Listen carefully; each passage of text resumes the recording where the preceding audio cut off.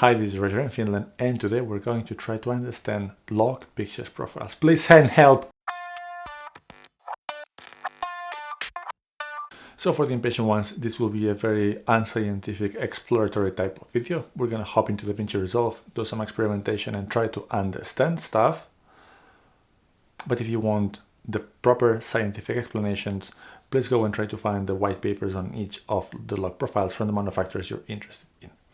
But basically, a log profile is when the camera manufacturers are trying to have a different way of acquiring the image information so they can pack more into what is being recorded than what should be actually possible. So this is why log formats tend to have a more dynamic range than if you were recording in Rec 709 or non-log formats, and that's because it's trying to compress information as much as they can. And all of you have heard probably that if you're shooting in log profile, and that's something which is common basically from any manufacturer, you should tend to overexpose the image by a certain margin. And the question is why? Let's go into Davinci Resolve and let's try to figure out if we can understand why it might be a good idea to overexpose when shooting log and what is the camera trying to do. So now we're in Davinci Resolve 17.4.1. I do have Davinci YRGB color managed, not that it matters right now, but let's take a look at what we can learn about log profiles and stuff. So what I have here is basically two timelines. One is a couple of clips from the A6400, and what I did, which is super unscientific, is create one of these gray scales that you can see here. I put it in full screen in my laptop, and then I took a couple of clips. This one is taken with PP1, this one is taken with S-Log2, and this one was taken with S-Log3. And this is just to test some stuff. Then I do have another timeline, which is this one, and this is just the gradient, which I turn into a compound clip so we can play in it in the color tab. And then a couple of screenshots of the X-Rite color passport from Davinci Resolve itself, and then we're going to take a look at not the waveform but the vector scope, which are not matching quite much, but that's fine. We're looking for indications of things anyway. So now let's take a look at this and let's go to the color page. This is a full gradient. Let me hide the gallery so you can see this well, and maybe let's bring this there so you can see the whole image, and then you get to see as well the scopes. So here is just a gradient, and you can see it goes from black to total black to total white, and this is the distribution. This is the waveform because it goes from all black on the left side of the image to all white on the right side of the image. Then my question would be, if this is what kind of you're supposed to see in Rec 709 normal life type of things, what would a camera do to this image to transform it into a log format? And to do that, what we're going to do is use a color space transform. As said, this is not scientific. I'm not trying to prove how exactly the different log curves work and compare to each other, but rather how log works in general and why are we being told to overexpose when shooting log. That's what I'm trying to figure out here. So let's take this clip, which is exactly the same one, and I haven't done anything here. And I'm just going to add the color space transform, and we're going to go from Rec 709, and forgive me if the fonts are really small. I'm working on the 4K screen and my recording settings are dubious at best, but anyway. And we're going to go into, let's say, S-Gamut, which now doesn't quite matter because there's no color here, and then the output gamma S-Log2. Now let's see what happens. Now you can take a look at what this transformation from our Rec 709 normal image to S-Log has done. It basically has compressed the output from here to there. The way to read this is that the x-axis here is the input image and the y-axis is the output one. So that's what we see. As you can see, we no longer see pure black, we see a bit grayer, and then the white part has been a bit more compressed. Now I'm going to show you how different curves for different log profiles do look like just doing this transformation. Again, not science, I'm just trying to show how the transformation from flat from black to white total gradient is transformed when using these different log profiles. This is as log 3. You can see that it starts more or less in the same level of gray, but the curve does have a different shape. This is Sony ZV-1, which has a similar shape but a little bit different distribution. And here I have RE log C, which shape-wise it is similar looking to V-log and S log 3, but clearly different than S log 2. Now, let's try to take a look at this scope and explain why are we being asked to overexpose. Now we're looking at RE log C. Let's go to S log 3, where we really have heard this heavily. So now the way to read this is that the x-axis is the input. So here we would have the pure black from that gradient, and here we have the pure white of that gradient. What is the S log 3 curve doing to it? So you can see that this bit here, what it's trying to do is compressing the highlights and collecting a lot more information from them. 3/8 of the total, because you can see that this is the middle line and we have 1, 2, 3, 4 segments above, 1, 2, 3, 4 segments below. So 3/8 of the total output is being used to collect information from less than a quarter of the total input. And now take a look at the next 3/8 of information are being used to collect information from pretty much 70% of the whole input.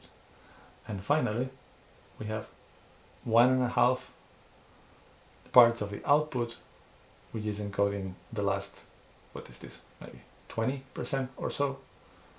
And this is why I think, and looking at this now it makes sense, we're being told to overexpose. Because if most of our image is somewhere here from the input perspective, the log footage is trying to preserve all of that information. If most of our image is here, this log footage is actually trying to put all this information in just this bit. And we're misusing all of that because there's no input information. So looking at this curve, which was just a log transformation from a gradient generated by the software itself, I can see and I can understand why we're being encouraged to overexpose when using log footage. And again, I'm using log footage in general because, as we have seen, S log 2 does this compression of the highlights. So does S log 3, so does V-log, so does RE log C. How much do you need to push? How much the camera will be able to still see things in the dark? That will depend on other things than just the log implementation. It will depend on the bit depth. It will depend on the dynamic range of the sensor itself. But what this is telling us is that the camera is trying to preserve as much information as possible from the highlights by using a lot of the output range to collect information from a bit of the input range. All the middle stuff, there's a bit of the output range being used to collect a lot of the input range, and then the shadows, it happens what it happens. I think this is actually quite clear to me why log profiles are what they are and work how they work.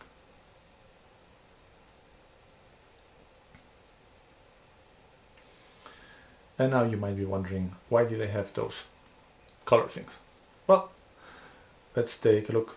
Usually when we have a log profile, many times people have troubles to deal with color, and they say that the colors are wrong and I don't know how to correct them. And I made several videos talking about how to use color space transform and color management with log profiles, namely S log 2 and S log 3, because even in 8-bit cameras like the Sony a6400 they work. Link down below, link up here. So let's see what happens with the colors. This is just a snapshot from, let me take a look, this, or actually this one, which is the one that I physically own. But anyway, I took the snapshot, I put it here, I turn them into compound clips so I can play around in here, and let's see how does it look in the vector scope. This is something that I wasn't expecting exactly to work this way. I thought that the yellow would go to the yellow and the green would go to the green, etc., etc. But anyway, we can take a look at this is what it is, and the vector scope looks like that. What happens if we do apply a color transform to this? So first of all, let's do this color space transform. Let's again assume that this would have been a Rec 709 recorded type of thing, or that your eyes are looking at Rec 709 and the camera will try to do something to the gamma and the color. To the gamma, it doesn't actually matter now. I'm going to put S-Log because that's what S-Log 2 is what we're discussing. This has changed a bit the saturation because it changed the gamma, or basically how bright things are and how dark things are, but not much more than that. Should not have changed the colors. But now, when I use S-Gamut from Sony, things do get weird. And because now you can see that the magenta that a moment ago was pointing to the magenta now isn't anymore. This is not that Sony colors are wrong, it's just the way that S-Gamut in Sony cameras deals interpreting the color information, and then you should let the computer and the software do the work of reinterpreting that to a normal color space, or to the delivery color space would be Rec 709. And actually, if now I would just create another node here and go from the, whoa, what did we have to map? Oops. We're going from S-Gamut, and now we're already going to the timeline, and you can see that the colors were already corrected. So that's what happens.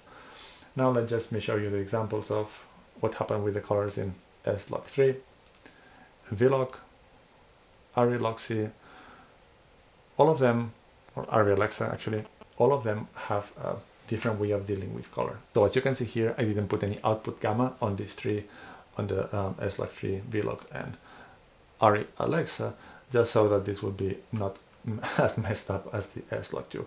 Basically just to show that a color space transform, or what the camera is doing when interpreting actual colors in front of it and putting them in a different color space, being S-Log and S-Gamut, or being ARRI-Alexa and ARRI-Log-C, like whatever it is transforming those colors through science, it's actual color science, in a way that the manufacturer has designed to get the best out of it in a scientific manner. And then it's a matter of transforming those to different stuff while you're working on them. What the manufacturers are doing with log footage, both for the gamma curves and then the color interpretation, is their own science and trying to get the best of the sensor and get the maximum amount of information they can into the file so that you can work with it afterwards. This was a bit less messy than I thought. I feel that looking at this, the scope is not really helpful, but the waveform is, looking at these waveforms just by doing that, it was useful. Let me show you one final experiment before closing this out and before my camera shutting off, which is those clips. So this was shot in PP1, which is Rec 709-ish.